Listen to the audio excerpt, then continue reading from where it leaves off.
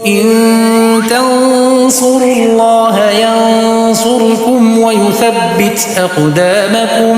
بسم الله الرحمن الرحيم. السلام عليكم ورحمة الله وبركاته. الحمد لله وحده والصلاة والسلام على من لا نبي بعده وعلى آله وصحبه ومن اتبع هداه إلى يوم القيامة. أما بعد. Jamaah yang kami hormati, kita akan melanjutkan hadis berikutnya yang dibawakan oleh Imam Bukhari dalam kitab beliau Al-Adabul Mufrad. Kali ini kita akan memasuki hadis yang ke-19, ada di halaman 34. An Abdullah bin Amr radhiyallahu anhuma qala, dari seorang sahabat Nabi SAW, Abdullah bin Amr, semoga Allah meridhai beliau berdua. Qal, beliau bercerita, ja'a rajulun ila Nabi sallallahu alaihi wasallam faqal, pada suatu hari ada seorang pria datang menemui Rasulullah sallallahu alaihi wasallam dan dia berkata, ji'tu ubayi'uka 'alal hijrah, wahai Rasul, aku datang kepadamu untuk berbaiat, mengucapkan janji setia. Untuk apa? Alal hijrah, saya akan ikut hijrah. Salah satu ibadah yang sangat mulia adalah hijrah, yaitu meninggalkan tempat yang di situ dia sulit melakukan ibadah, berpindah ke tempat lain yang di situ dia lebih mudah untuk menjalankan ibadah. Itulah arti hijrah, aslinya seperti itu. Jadi berpindah dari satu tempat ke tempat yang lain, karena tempat yang lama dia susah beribadah, dihalang-halangi, diintimidasi, sehingga tidak maksimal untuk menjalankan ibadah dia kepada Allah Azza wa Jalla. Maka dia mencari tempat lain. Di tempat yang baru itu tempatnya gampang, mendukung sarananya, mendukung suasananya untuk menjalankan ibadah. Itulah asli dari hijrah, maknanya seperti itu. Sebagaimana dahulu Nabi SAW diintimidasi di Mekah, susah menjalankan ibadah di Mekah, maka beliau pun berhijrah kemana? Ke Madinah, karena suasana di Madinah lebih kondusif. Jadi pemuda ini datang menemui Nabi SAW, berbaiat, mengucapkan janji setia dengan maksud ingin berhijrah. Namun pemuda tersebut menyebutkan sebuah kendala. Apa kendalanya? Wa taraktu abawayya yabkiyan. Kendalanya, ketika saya tinggalkan rumah, saya tinggalkan kedua orang tua saya, ayah dan ibu saya, dalam keadaan menangis. Ya, menangis karena tidak ada yang ngurusi beliau berdua.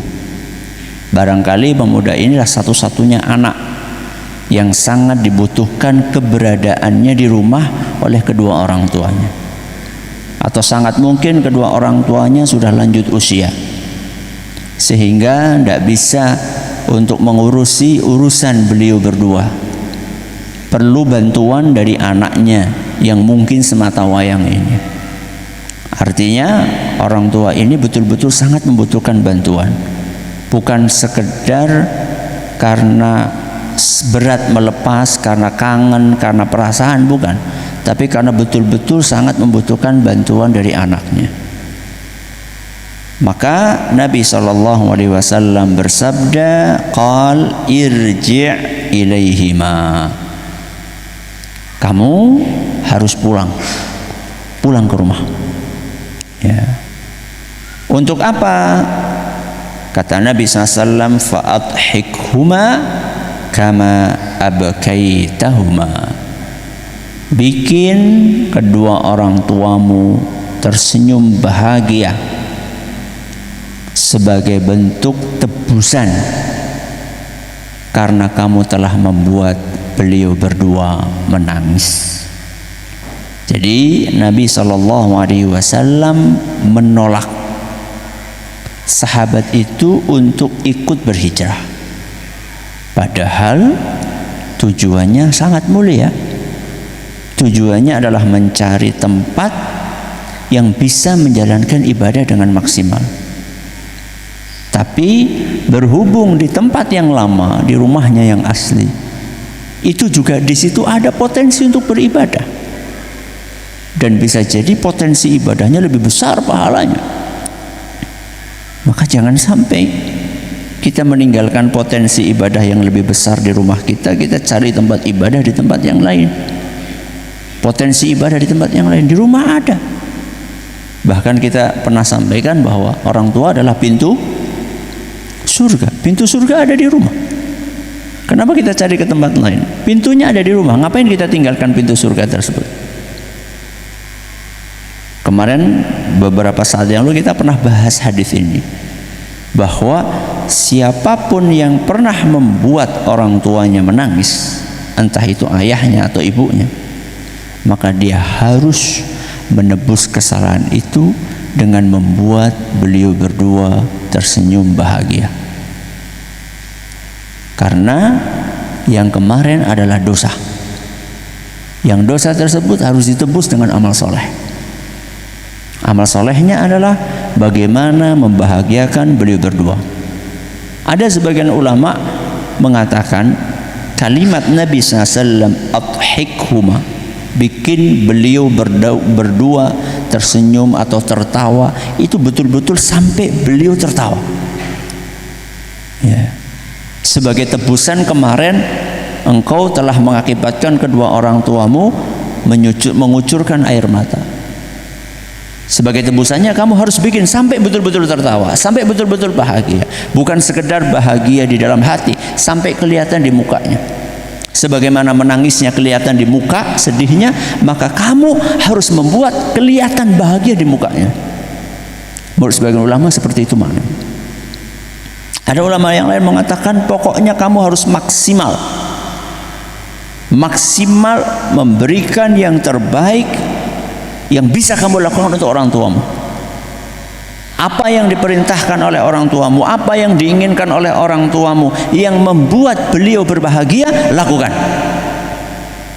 Sebagai bentuk tebusan kamu atas kesalahanmu membuat beliau berdua menangis. Ya. Dan ini berlaku bukan hanya kepada ayah saja, bukan hanya kepada ibu saja, kepada keduanya. Ya. Apalagi kepada ibu, kepada ayah saja harus dilakukan, apalagi kepada ibu, yang mana haknya ibu lebih apa? Lebih tinggi, lebih besar dibandingkan hak ayah. Maka ini adalah hadis yang disampaikan pada kesempatan kali ini, yaitu hadis yang ke-19. Mudah-mudahan kita bisa lebih membahagiakan orang tua kita, bukan membuat beliau berdua bersedih. Wallahu ta'ala a'lamu bis-shawab. Subhanakallahumma bihamdika asyhadu an la ilaha illa anta astaghfiruka wa atubu ilaik. Assalamualaikum warahmatullahi wabarakatuh.